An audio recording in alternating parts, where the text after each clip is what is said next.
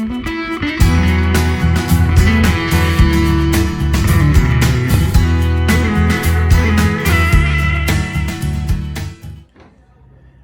morning, staff. I would like to take this opportunity to thank everyone for the incredible job that you are doing right now in teaching your students in a distance format. We have had a very successful beginning of the school year, and that really is due to your commitment to your students. I know many of you have been putting in 12-hour days, 16-hour days, communicating with parents, learning new methods, and that effort is very much appreciated. This Friday's professional development is specific to moving to our next phase in our plan, which we plan on doing on October 12th, and that is the hybrid model, which is an in-person and virtual model for students. And as you see, here's the basic breakdown of the model. So these would be half days of instruction, 4-hour days, but Mondays and Tuesdays would be Group A live in person and streamed to Group B and 100% virtual students. Wednesdays would be no one comes in live in person. It's a big cleaning day in between the two groups, which is a very important step here. And it will be an asynchronous day for activities with students and may move to a synchronous remote video day for all students. Thursday and Friday, Group B would come live in person for the half-day sessions, and the teacher would stream to Group A and if necessary, the 100% virtual students, because some part of our population we know still may not feel comfortable coming in, and we have to accommodate that group as well. I did want to mention at the elementary level, because of the number of teachers we have and a little bit of flexibility we have, these 100% virtual students may be able to be taught 100% remote teachers, and in that case they would be taken out of the equation. That will not happen at the high school and middle school level. It may be very small a number of cases where a remote teacher would be teaching, and then actually at the high school and middle school level, a remote teacher would be teaching all of their groups of students at the same time, and we'll talk a little bit more about that. The way to do this, so obviously now we have worked very, very hard to come up with a plan that is engaging the students, from the touch points to the effective use of video conferencing, whether you're using Zoom, whether you're using Google Meets, the consistent schedule, the classroom codes, the digital platforms. Everything is running smoothly, and we want to make as smooth of transition as possible to the next phase. It will not be easy. This will be harder than what we are doing now, and I wish I could tell you differently, but it will be harder. You will be wearing a mask, and you will be simultaneously teaching two different groups of students in front of you live and students who are remote at the same time. Like I said earlier, and under Mr. Callahan's leadership, we've asked teacher tech leaders to develop an overview of what this will look like in every classroom, and really how to use the tools you already have to engage both groups at the same time. It's really concurrent teaching. You're simultaneously engaging two different groups of students, and you will be having a mask on as well, so to further complicate the matter. We want this to be as smooth as possible for you and for your students. So the methods and the strategies that you will see today kind of lay out the different ways you could do it.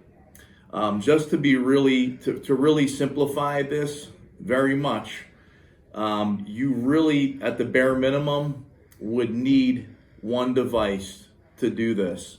So one method you can use, and you'll see it in the video coming up, is you could set up a video conference call and really just have the virtual students on the conference call and the live students in front of you. Set it up at your desk and lecture away.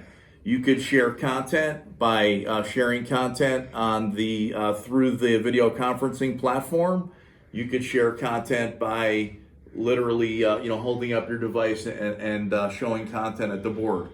So one method that we are recommending, which further would, I think, bring the kids together and make it feel like a unified class, is to project or mirror from the device that you're running the video conference through to a large screen. So whether you have a large screen monitor like the one we have here, or whether you have a more old school projector, if you run the video conference meeting to a large screen or mirror it to a large screen, you could use a Chromecast, Apple TV, you could hardwire it, you could run it through a projector and put it on a whiteboard or screen.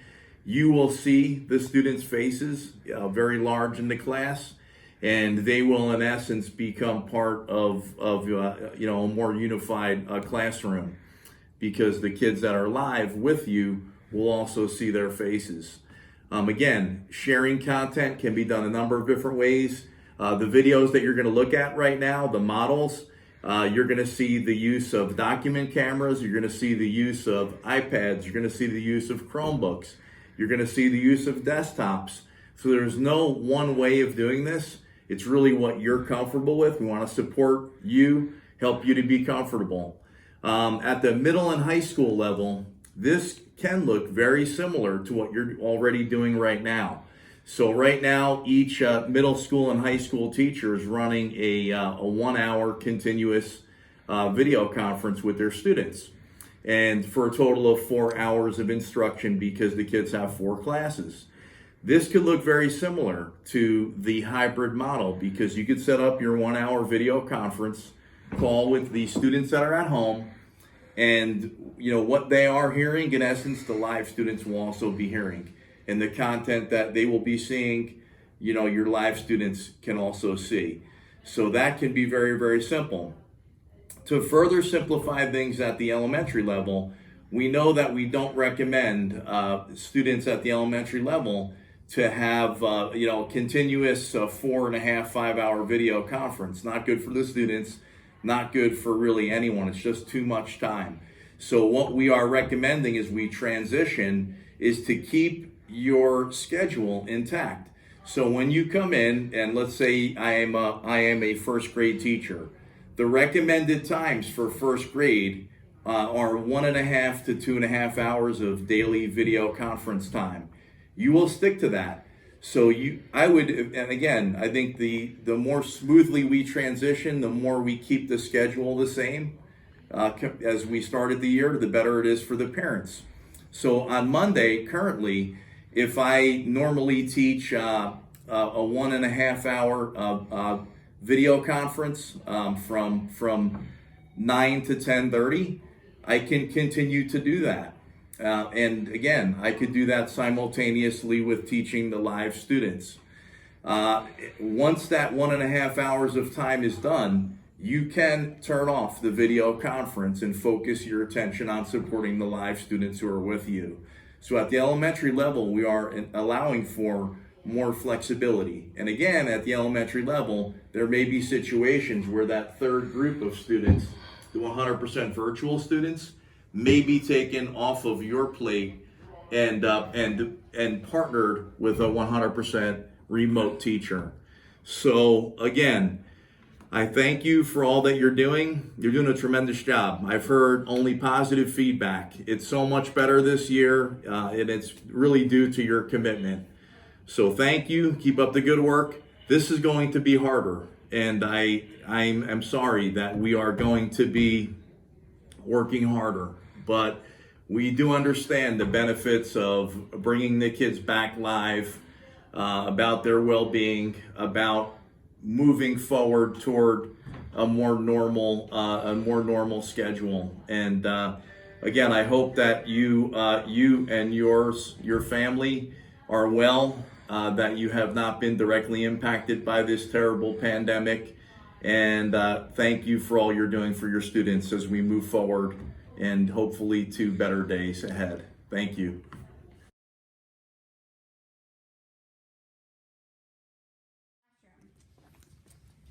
For hybrid learning.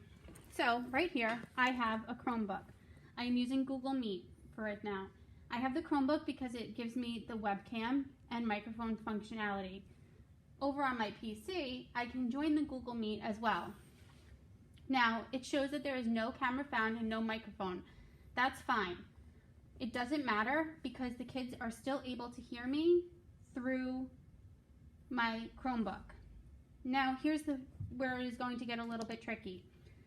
Let's say you have to present to your students who are in the classroom and at home at the same time. You are going to present from your PC. So let's say I wanted to present my screen. I would present on my PC and I can show them this. Guys, just disregard that I'm on my screen right now presenting. Keep working on what you're doing. So, while I'm presenting here, I have my whole presentation. It would be your slides or whatever you're giving to your class, going over something in Google Classroom. It would be there on your PC. And over here, you could see a small window of what you're presenting and all of your students and monitor the chat at the same time. This is also very helpful because you can project your PC to your whiteboard. And then the kids who are in the classroom can see what you are projecting to your students at home at the same time. One of the questions that I did receive from a lot of people was, how am I going to teach using a whiteboard? So, personally, I bought this. I bought this a while ago, and it's coming in handy. I can pop up my students who are in Zoom here. I use my wireless mouse and keyboard that I bought for myself. We do have some in the building. And I can move this over here. So this way I can teach from my whiteboard. My students on Zoom or Google Meet can still see me. And I'm still socially distanced from the students who are in my classroom. So that's how it's going to work. All of us are going to have masks on, so you're going to need to speak loud and clear when you are presenting to both your students online and your students in your classroom. Here's another question. For anyone who has a school-issued device, they will travel with that device. Obviously, they need it at home for office hours in the afternoon if they are in school in the morning, and vice versa. So, anyone who has a school-issued device will bring it to school with them and bring it home. For the students who need a device, we will provide it for them in school. They will wipe it down with a sanitary wipe before and after use.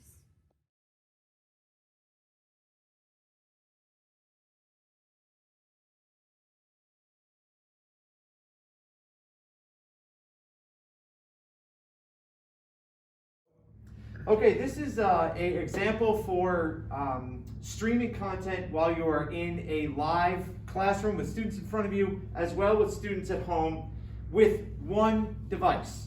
So right now I'm on a district approved Chromebook, and I am casting my signal to a Chromecast on the TV. I also could be hardwired into an LCD projector hanging from the ceiling. What I want to do is I want to be able to show my content to these students at home, but also to my students that are sitting here in class. If you want to pan the camera, we have some students here that are socially distanced here, sitting in the room, and we want to show them what some of the content is that they're going to look at today, okay? So what I have here is I have a second window that is open in Google Chrome that has my presentation up and ready to go, okay? And what I'm going to do is I'm going to go to this tab, I'm going to grab it with one click, and I'm going to pull it over to the right side of the screen. That's my preference, I just put it on the right. So now I have two screens that are open. But only my students that are currently in front of me can see this slide presentation. These two lovely people that are at home, my children, are going to be getting this slide deck once I share it with them. So I have to go back to the Meet and click Present Now. I choose a window. I choose the Mammoth task over here. And now, with a thumbs up, I'll know if these guys can see the shared content at home. So can you guys give me a thumbs up when you can see it? Yes, you can. And unfortunately, my daughter's covered by these little announcements. Just clicking those out of the way. Okay? I also get a notice of what I'm presenting. So the students here can see me in the room talking about the woolly mammoth and what it is we're going to do with it, as well as the students from home. They also can participate in the discussion. For example, Joseph, if you were going to hunt a woolly mammoth, what weapons do you think you would use back in Paleolithic caveman times to hunt it? A spear. A spear. That is a very good example of something that you would use. Sophia, what do you think is one thing you might use the animal for if you were successful in hunting and killing it? What is one thing you think you might use the animal for? A coat. Possibly a coat, right? Cut up the fur, maybe make it into clothing, correct? And they also can hear the other people in the room. For example, young Christopher, thank you. What could we make the woolly mammoth into if we were to cut it up into something? What's the main thing we're going to get from it? Food. Food, exactly, right? We're going to eat the woolly mammoth, absolutely. And the sweat comes off his brow. Okay, so this, again, this is just one example of how you can stream using one device hooked up via a Chromecast to your students both at home and sitting here in class. Thanks a lot for watching.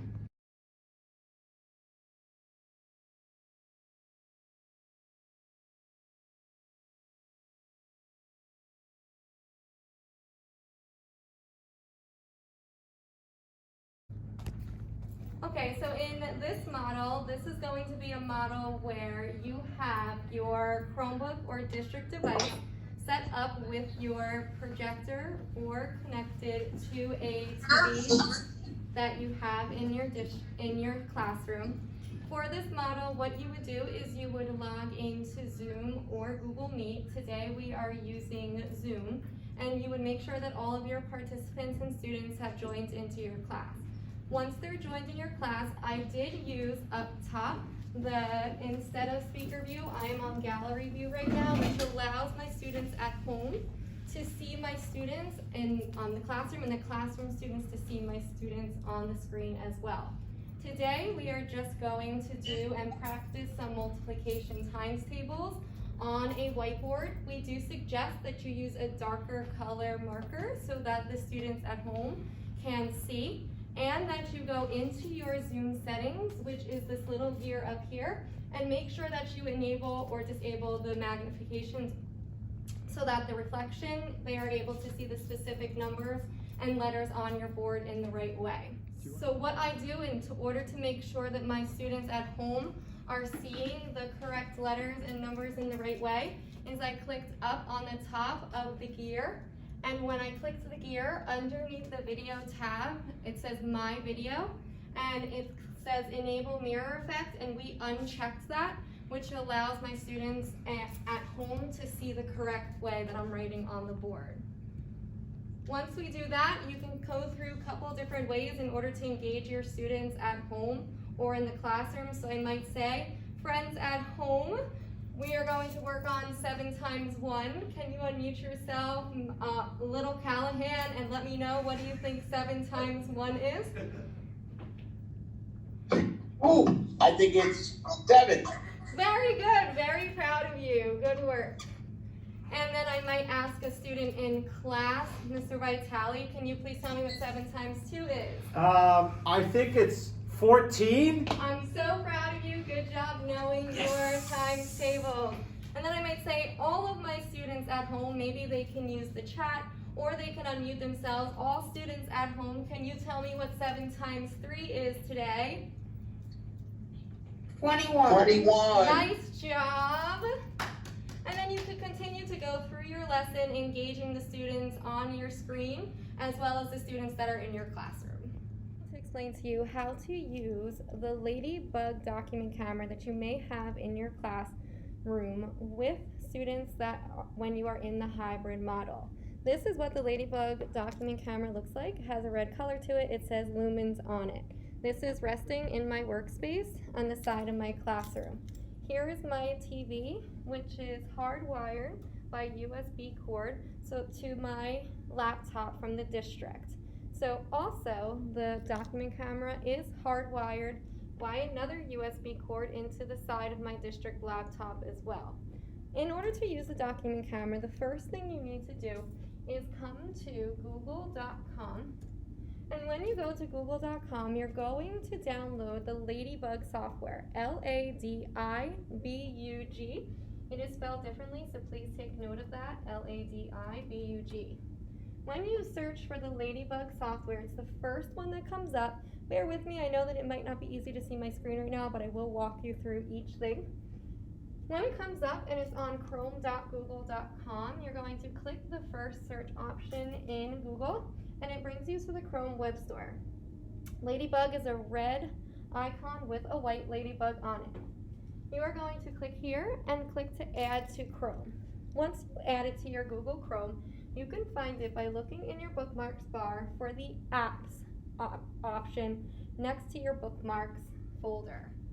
So when I click apps up top, you will now see a new app on this screen, obviously a bunch of other ones that you're using, but the Ladybug app will be here as well.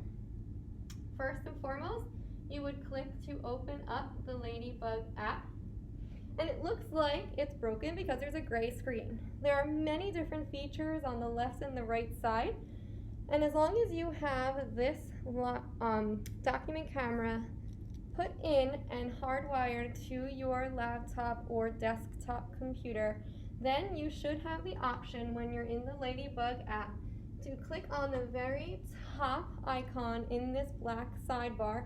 It's above an icon that looks like a snowflake. When you click on this icon, which looks like a document camera, you have two options: integrated webcam, which is the webcam in your laptop, or Lumens document camera. Click the second Lumens document camera, which would be activate this document camera. As you can see, once I activate it, then my good old original Judy clock is now visible on my screen. All you would need to do from here is you can have this open on your screen. Maybe I change the size of the window. And then I'm going to come over and come into my Zoom meeting. I'll open up my personal meeting room, open up my Zoom meeting with my students. Going to join with computer audio so that my students can hear me. And I recently saw on Twitter, as well as a colleague, Ms. Janfrida, had explained to me the other day about how you can share a portion of your screen, which is really awesome and a great tool for you to have. So when I click share screen, you can go through and you can see that under basic, there's the screen right here. I can choose Ladybug, but then your students won't be able to see you, launch meeting, or any different things.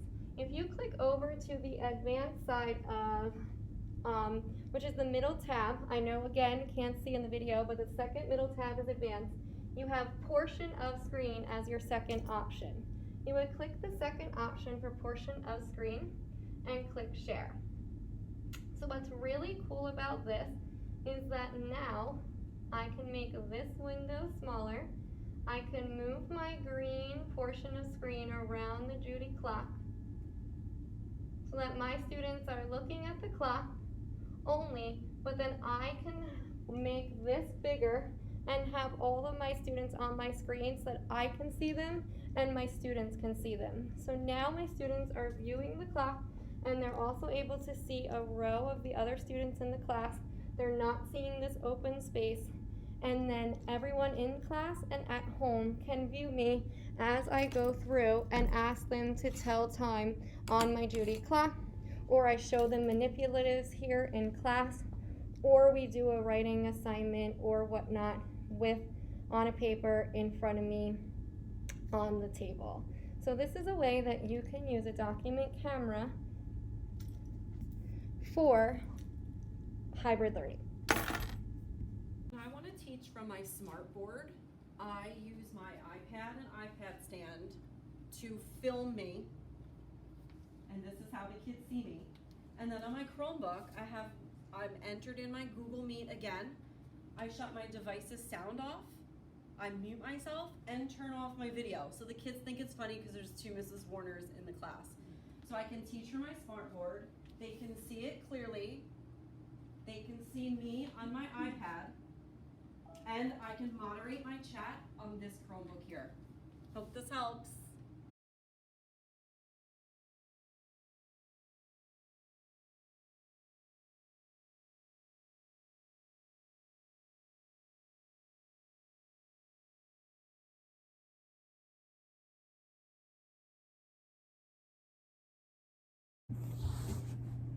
Hi, I'm Brian O'Halloran, and today we're at Woodbridge High School, home of the Barons, and I'm going to walk you through a couple teacher classrooms to show you their setup, which could help you when we return to hybrid instruction in the next few weeks. First, we have Ms. Kreisel. Ms. Kreisel is an English teacher, and she's using her desktop computer as well as a Chromebook to act as a second screen. Ms. Kreisel's setup is interesting because she purchased an aftermarket camera to attach to her desktop computer. If I'm not mistaken, she found it on Amazon for less than $40. This is not something that the district can purchase for us right now due to limited funds, but they are affordable and they work pretty well with our desktops. So this gives her the option to decide which device she would like to use to see her students and which device she would like to use as a second monitor. Next, we have Ms. Montez. Ms. Montez is currently sitting in classroom with 2 Chromebooks. Using 2 Chromebooks allows her the option to pick and choose which one, again, she would like to use to view her students, which one she would like to use for the camera so her students can view her. And it also allows her the option to hardwire into the LCD projector, just like our desktops. And because it's a Chromebook, she could use Chromecast as well to connect to the projector. This gives her the option of full mobility, so she could set up anywhere in her classroom with her devices. Finally, we have Ms. Kiefer and Mr. Morrison, who co-teach. Mr. Morrison is using his own personal device, but that very easily could be a district Chromebook. Ms. Kiefer is sitting at her desk and she has her district Chromebook as well as the desktop. Either of their devices could be hardwired into the LCD projector. Mr. Morrison's MacBook could be connected to the Apple TV in the room. And if they were using Chromecast, they could also use Chromecast to connect to the LCD projector. So this gives them a few devices which could connect to the LCD projector in the classroom for those students who aren't in attendance. And it also gives them the ability to use the camera on any of those devices, except for, of course, the desktop, which does not have a camera installed on it currently. Finally, we're going to check in with Mike Forbes. Mr. Forbes is sitting at his desk in his classroom. He is using his iPad as well as his classroom desktop. Now, because he does not have a camera on the desktop, he's going to have to see his students and they're going to have to see him through the iPad. He can use his classroom desktop to project through the overhead projector. And he can do that hardwired, which is easy enough. And if he wanted to, he could also connect to the Apple TV in the classroom through the iPad and project through that. However, his students would not be able to see him unless he attached a camera to his desktop. Finally, we have Miss Moody. Miss Moody is currently using a Chromebook as well as her own smartphone. This gives her the ability to use her smartphone to see her students, or if she wants to use the Google suite of apps on her iOS device, she could use them as well to project to her students to share the screen. And that leaves her Chromebook open to view a gridded view of her students through something like Zoom or Google Meet when they roll out that feature in the next few weeks. Using the Chromebook, she can use Chromecast to connect to the LCD projector in the classroom. She could also hardwire in. And if she has an Apple TV in her classroom, she could connect to that as well using her iPhone.